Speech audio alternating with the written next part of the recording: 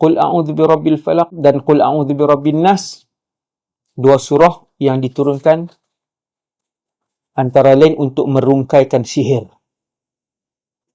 yang pernah kena kepada Nabi SAW. Jibril alaihissalam ajak Rasulullah untuk baca dua Qul, Falaq, Al-Falaq dan An-Nas, untuk merungkaikan sihir. Walaupun sihir itu tidaklah memudaratkan Nabi sampai sakit, sampai tidak. Sihir yang kena pada Rasulullah itu hanya kesan dia hanya sedikit saja. Kena, tapi kesan dia tidak terlalu besar macam yang kita kena. Dan Jibril AS bagi tahu, Muhammad, kamu disihir dan diajarkan Al-Falaq dan An-Nas. 3 Qul ini, tuan-tuan, Qul huwallah, Qul a'udzu birabbil falaq, Qul a'udzu birabbin nas, sangat kerap dibacakan oleh Rasulullah sallallahu alaihi wasallam. Yang pertama, bila Nabi baca Ustaz 3 Qul ni, yang pertama tiap-tiap kali selepas solat fardu. Tiap-tiap kali lepas solat fardu, subuh, zuhur, asar, maghrib, isyak, Nabi baca sallallahu alaihi wasallam surah 3 Qul. 1.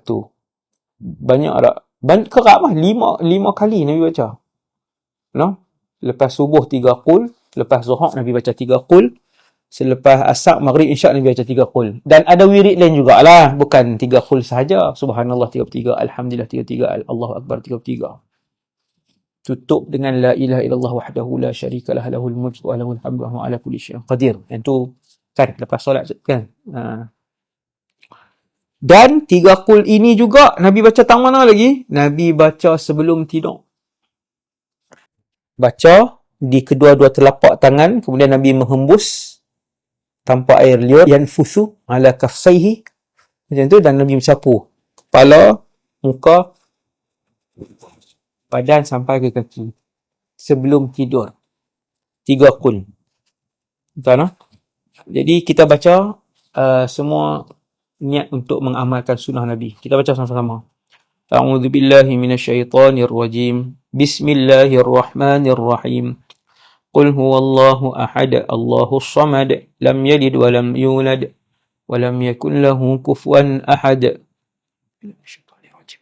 Bismillahirrahmanirrahim. Qul a'udzu birabbil falaq, min syarri ma khalaq, wa min syarri ghasiqin idza waqab, wa min syarri naffatsati fil 'uqad, wa min syarri hasidin idza hasad.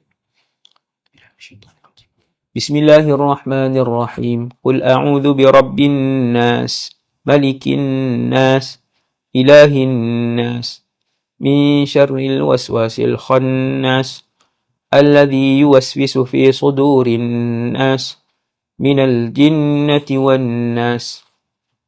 Ada lagi tak waktu lain Nabi baca? Ada.